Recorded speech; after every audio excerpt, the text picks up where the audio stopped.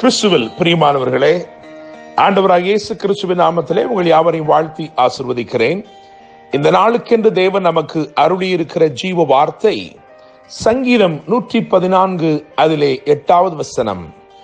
அவர் கன்மலையை தண்ணீர் தடாகமாகவும் கற்பாறையை நீரூற்றுகளாகவும் மாற்றுகிறார். என கேட்கிற தேவனுடைய பிள்ளைகளே, கடினமானவைகளில் இருந்து கனிவானவைகளை கர்த்தர் புறப்பட செய்கிற ஒரு நாளாக இந்த நாள் இருக்கிறது. Day in which the dry situations will respond and give forth goodness.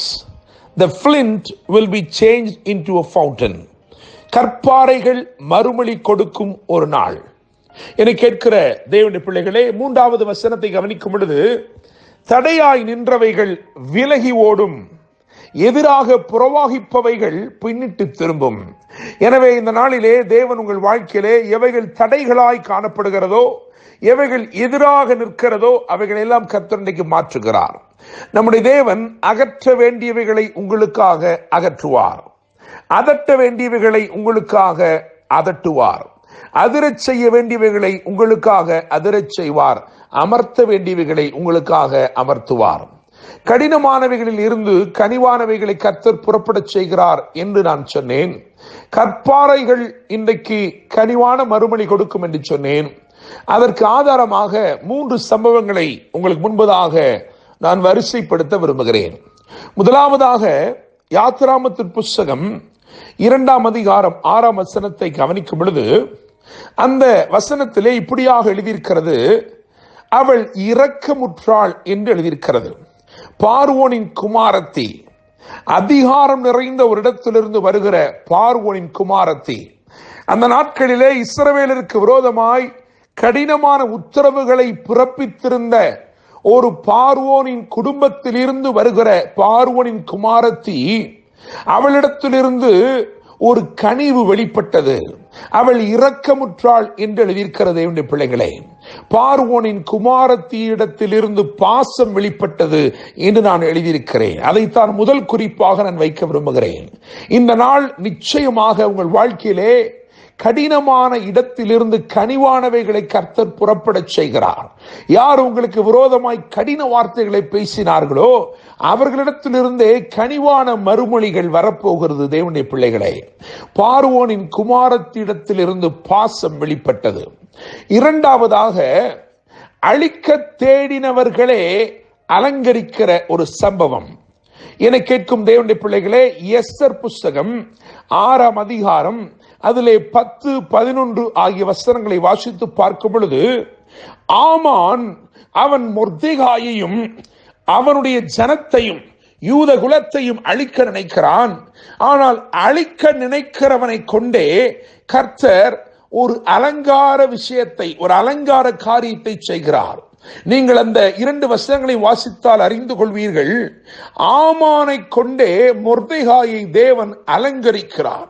என கேட்கிற தேவனுடைய பிள்ளைகளே, உங்களை அழிக்க தேடினவர்களே உங்களை அலங்கரிக்கிறவர்களாக மாறப்போகிறார்கள். கர்த்தர் கடினமானதில் இருந்து கனிவானவைகளை புறப்பட செய்கிறார் என்பதற்கு இன்னும் ஒரு சான்றாக எஸ்தர் 6ஆம் அதிகாரம் 10, 11 ஆகிய வசனங்களிலே நாம் வாசிக்கலாம். நிச்சயமாக அழிக்க தேடினவன் இப்பொழுது அலங்கரித்துக் கொண்டிருக்கிறான். இரவலாம் எப்படி அழிக்க வேண்டும் என்று நினைத்துக் கொண்டிருந்தவன் இப்பொழுது காலை பொழுதிலே வந்து அலங்கரிப்பதற்கு வகை தேடிக்கொண்டு நிற்கிறான். என கேட்கிற தேவனுடைய பிள்ளைகளே, இதெல்லாம் தேவனுடைய செயல். காரணம், அவர் கன்மலையை தண்ணீர் தடாகமாகவும் கற்பாறையை நீரூற்றுகளாகவும் மாற்றுகிறார் என்று எழுதியிருக்கிறது. அப்படிப்பட்ட மாற்றங்களை அவர் மாத்திரமே கொண்டு வர முடியும். Only God can change a flint into a fountain. இன்றைக்கு உங்கள் வாழ்க்கையிலே அப்படிப்பட்ட கிரியைகளை நிச்சயமாய் தேவன் செய்கிறார். 3வதாக, அப்போஸ்தலர் 16ஆம் அதிகாரம் 33வது வசனத்தை கவனித்து பார்க்கும் பொழுது, சிறைச்சாலைக்காரனிடத்தில் இடத்தில் இருந்தே சேவை வெளிப்பட்டது. இன்னொரு விதத்தில் சொல்ல போனால் சேதப்படுத்தின இடத்தில் இருந்தே சேவை வெளிப்பட்டது. தேவனுடைய பிள்ளைகளே, நான் இப்பொழுது இந்த வசனத்தை நீங்கள் கவனித்து பாருங்கள். அப்போஸ்தலர் 16:33 அதன் அடிப்படையில் பார்க்கும் பொழுது, எந்த சிறைச்சாலைக்காரன் இங்கே அப்போஸ்தலனாகிய பவுலை சேதப்படுத்தினாலோ அவனே இப்பொழுது காயம் கட்டுகிறான் என்று எழுதியிருக்கிறது. அதைத்தான் இன்றைக்கு நாம் தியானிக்கிறோம். கடினமானவைகளில் இருந்து கனிவானவைகளை புறப்பட செய்கிற கர்த்தர். என கேட்கும் தேவனுடைய பிள்ளைகளே, பார்வோனின் குமாரத்தினிடத்திலிருந்து பாசம் வெளிப்பட்டது. அழிக்க தேடின ஆமானிடத்திலிருந்து அலங்காரம் வெளிப்பட்டது. இங்கே சிறைச்சாலைக்காரன் சேதப்படுத்தின சிறைச்சாலைக்காரனிடத்திலிருந்து சேவை வெளிப்படுகிற தேவனுடைய பிள்ளைகளே. காரணம், அவர் கன்மலையை தண்ணீர் தடாகமாகவும் கற்பாறையை நீரூற்றுகளாகவும் மாற்றுகிறார். The dry ground will respond. இந்த நாளிலே கடினமான எல்லாம் இந்த நாளிலே கனிவானவைகளை உங்களுக்காக புறப்பட செய்கிறது. இதன் பின்னணியிலே கர்த்தர் இருக்கிறார். கர்த்தர் இந்த காரியங்களை செய்திருக்கிறார். உங்கள் வாழ்க்கையில இன்றைக்கு கர்த்தர் கன்மலையை தண்ணீர் தடாகமாக மாற்றி கற்பாறையை நீரூற்றாக மாற்றி தொடர்ந்து அதிலிருந்து நன்மைகள் வரும்படி செய்து உங்களை ஆசீர்வதிப்பாராக. என்று அன்புடன் pastor Daniel Moses. God bless you.